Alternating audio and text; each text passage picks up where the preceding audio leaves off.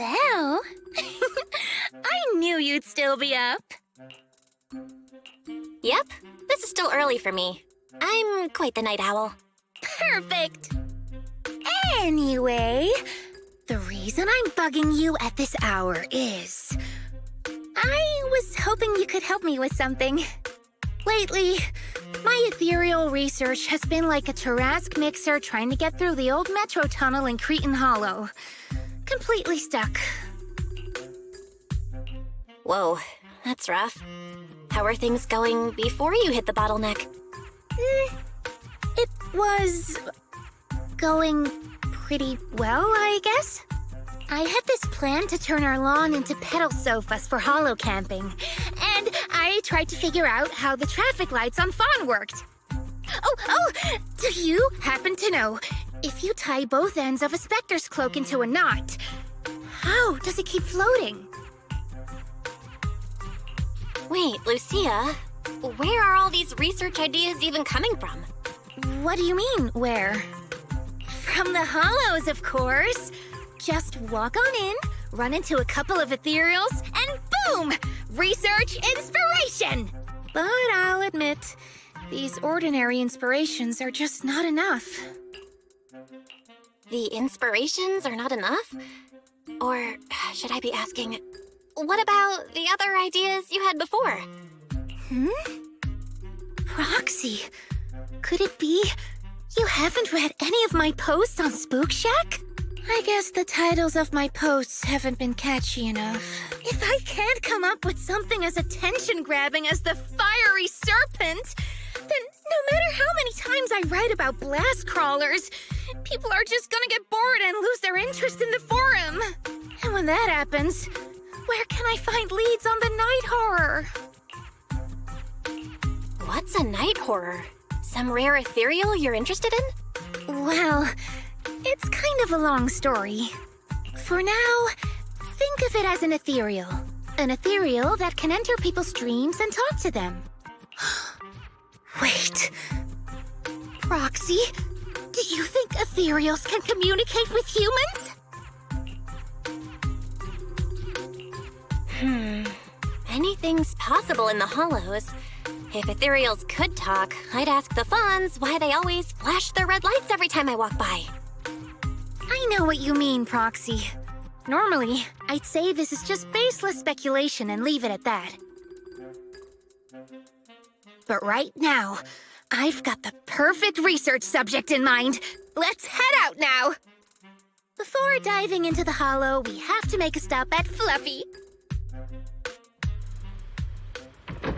Why are we going to Fluffy of all places? Oh, I'm going to buy a toy. What? A toy? Did you get a pet? Not yet, actually. But I know Chestnut's gonna be the goodest pup. Oh, I get it. You're trying to win over a pup. Hey there! Welcome in! Looking for something special today? If I want a little doggy to come up to me on her own, what should I get? Honestly, you don't need to buy anything to get close to a pup. Genuine kindness, some patience, and a little passion. That's all it takes to win a puppy's heart. It's true! Kindness, patience, and passion, huh? Sounds like something no pup could resist. I'm sold. No. I'm not saying I don't believe it. It's just... Chestnut's a very particular little pup. I understand. I've met lots of special needs pups. Some were abandoned, some have been on their own since they were born. If you want to gain their trust, it will take a longer time. Let me think. What about this? A brand new line of treats for puppies! I packed it with all sorts of delicious jerky. They're super yummy. No pup can resist it.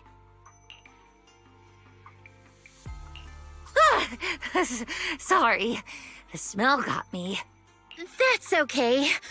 But, I don't think Chestnut would like this. Chestnut is, a bit of a picky eater. I see. Then maybe you want to give this one a go. Our most popular toy.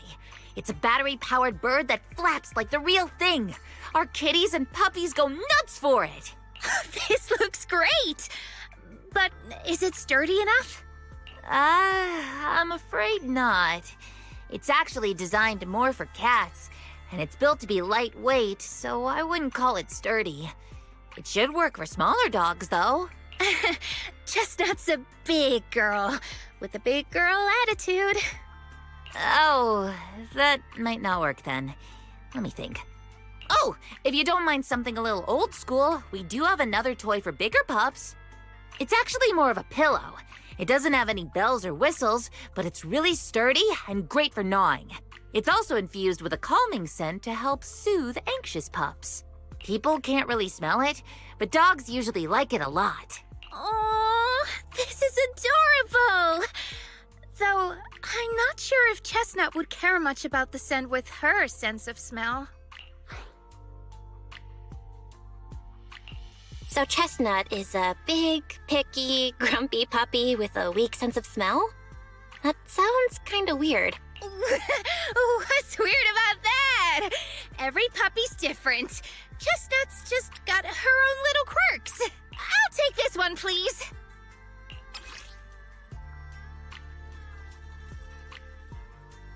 You got it. Hope it helps you bond with that special little pup of yours. Oh, it definitely will.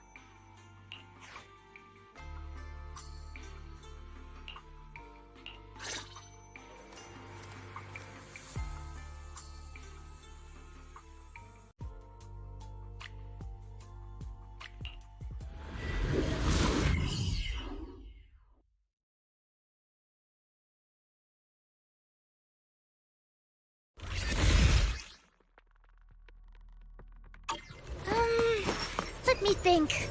All right, let's head that way. Help! Help! Huh? Isn't that...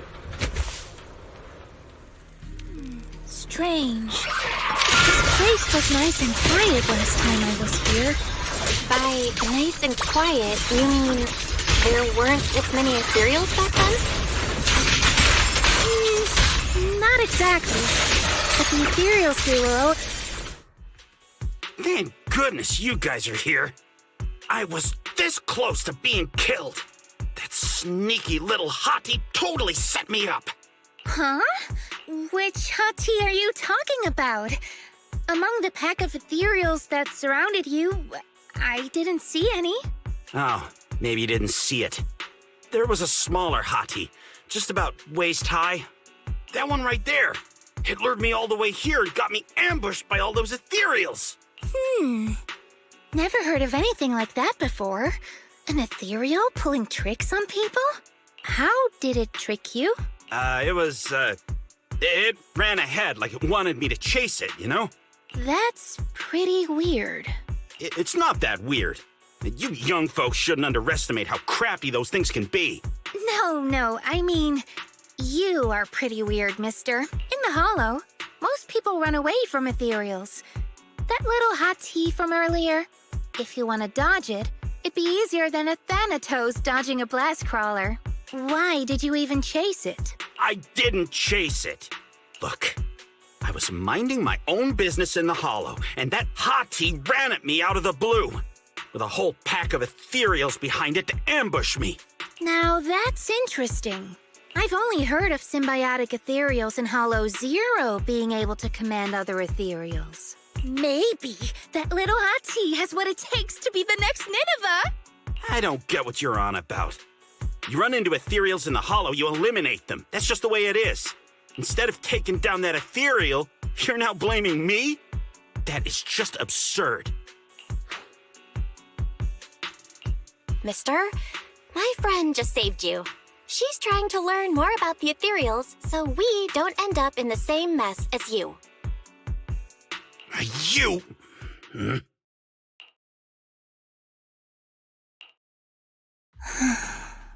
Roxy, do you think I'm absurd too? What do you mean? You've always been a little absurd, no? just kidding. I've gotten used to your unique way of thinking. Ethereals are dangerous, sure, but that doesn't mean strangers are any safer, right? Ah, I knew it! Well, we're totally in sync. Like how Arimon and Spectre always find each other in the dark. Plus, that investigator earlier was quite the weird one. I mean, that's the first time I've ever heard anyone accuse Chestnut of hurting someone. Wait, Chestnut? Who? You mean that little hot tea the investigator was talking about? Yeah! Chestnut is a good girl. Ever since I met Chestnut, she's never harmed anyone from outside the Hollow. More than once, she quietly led me to injured investigators so I could help them. This one time, right around here, my carrot stopped working. Chestnut just happened to stroll by and guided me out. A hottie? Working as a rescue dog in the Hollow? Are you serious? And here I thought your ideas from earlier were wild. There's other reasons, of course, but I trust Chestnut. She's always been gentle and kind. What's strange is, the last few times I saw her, I kept feeling like someone was tagging her, tracking her. Just like that guy from earlier. A kind and gentle ethereal? I need a second to process it. Those other reasons must be really important. It's a long story. Let's talk about it when we get back. Ugh. And thanks to that weirdo earlier, I didn't even get the chance to give Chestnut the toy I picked out. Let's look around a bit more. Maybe she's still nearby. I think Chestnut went that way. Let's go take a look.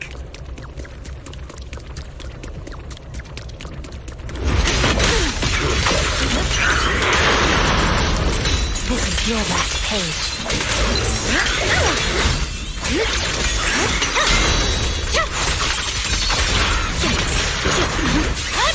Listen to that.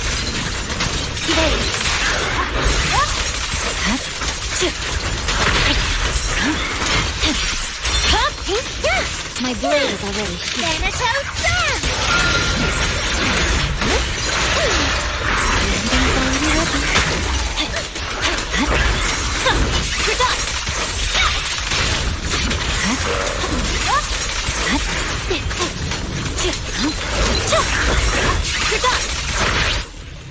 Chestnut, I know you're there. You didn't hide your tail properly. Did she actually understand that? Of course. She always understood me. Aw, you don't like it?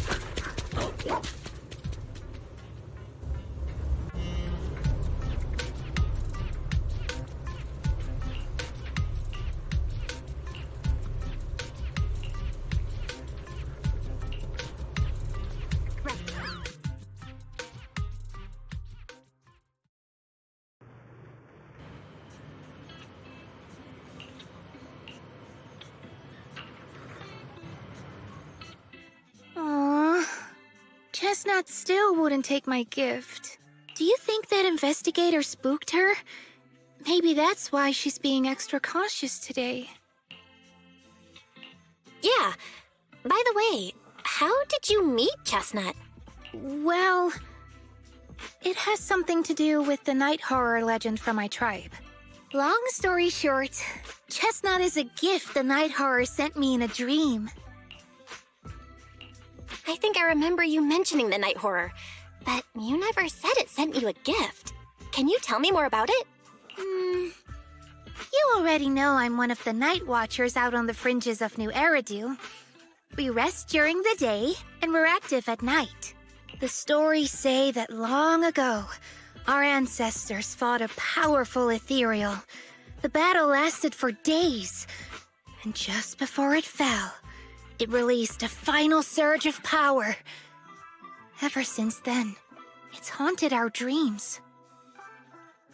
Sometimes, when our people fall asleep at night, they dream of the night horror. And in their sleep, They walk straight into the hollow, drawn to its call. Just before the ether consumes them, before they become ethereals, they regain clarity for just a fleeting moment. Over time, we've come to realize that the more people who fall asleep, the stronger it becomes. What a terrifying curse! Is there a way to break it? No. That's why we moved to the outskirts of the city and stopped sleeping at night altogether.